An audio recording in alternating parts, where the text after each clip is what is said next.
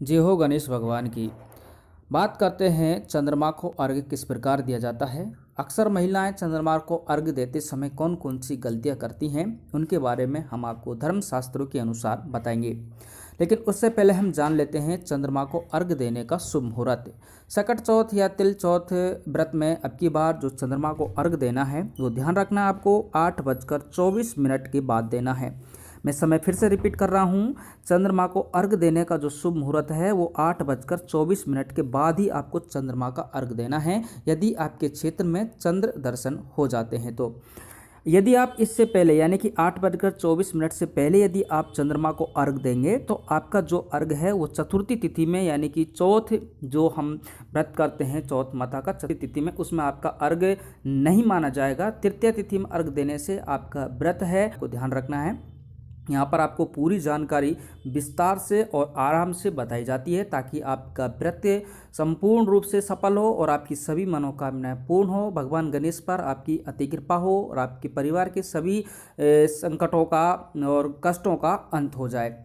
लेकिन मैं आपसे एक बात ज़रूर कहता हूँ, पूरी जानकारी देने से पहले आज कमेंट बॉक्स को खाली ना छोड़ें। कमेंट बॉक्स में भगवान श्री गणेश की जय, श्री गणेशाय नमः, उनका मंत्र ओम गण गणपति नमः, श्री गणेशाय नमः जरूर लिखें, आपकी सारी मनोकामनाएं पूर्ण होंगी। तो ये तो था, मैंने आपको जो बताया था कि आपको चंद्रमा का जो अर्घ देना है वो 8:24 के बाद देना है। चंद्रमा के दर्शन कब से शुरू हो जाएंगे? देखिए, बात करते हैं हम पूर्वी भारत की। वैसे चंद्रमा का जो वास्तविक उदय है यानी कि हम दिल्ली टाइम के अनुसार, दिल्ली के टाइम के अनुसार बात करें तो चंद्रमा का उदय का जो टाइम है वो 8:27 है। वैसे चंद्रमा के दर्शन हम पूर्वी भारत की बात करें तो पूर्वी भारत में चंद्रमा के दर्शन 8:20 से लेकर शुरू हो जाएंगे और 8:20 से लेकर 8:50 पर चंद्रमा के पूरे भारत में दर्शन हो जाएंगे। लेकिन मैं आपको बता रहा हूं, चंद्रमा का अर्घ यदि आपको चंद्रमा 8:20 पर दिखाई देता है या 8:24 से पहले दिखाई देता है तो आपको अर्घ नहीं देना है और अर्घ आपको 8:24 के बाद ही देना है, ये आप लोग ध्यान रखें। अब बात करते हैं कि चंद्रमा को अर्घ देते समय हम कौन कौन सी गलतियां करते हैं।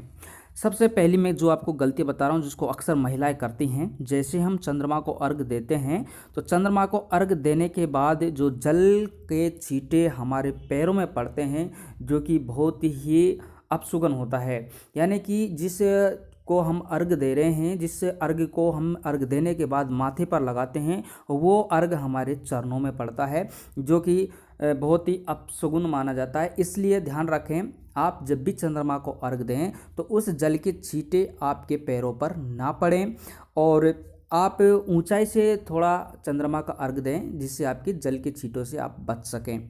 ये अक्सर महिलाएं सबसे बड़ी गलतियां ये करती हैं जो कि धर्मशास्त्रों के अनुसार इसके नकारात्मक प्रभाव आपको देखने को मिलते हैं।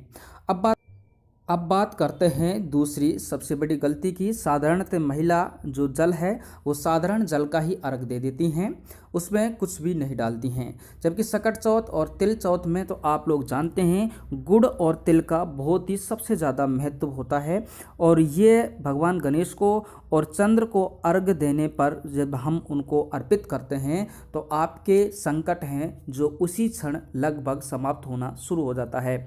तो अब आप ध्यान दें, आपको जल के लोटे के अंदर गुड़ डालना है और तिल भी डालना है। गुड़ और तिल डालकर यदि आप चंद्रमा को अर्घ देंगे तो आपको साक्षात भगवान श्री गणेश के दर्शनों का लाभ मिलता है। तो ये गलतियां आप बिल्कुल भी ना करें।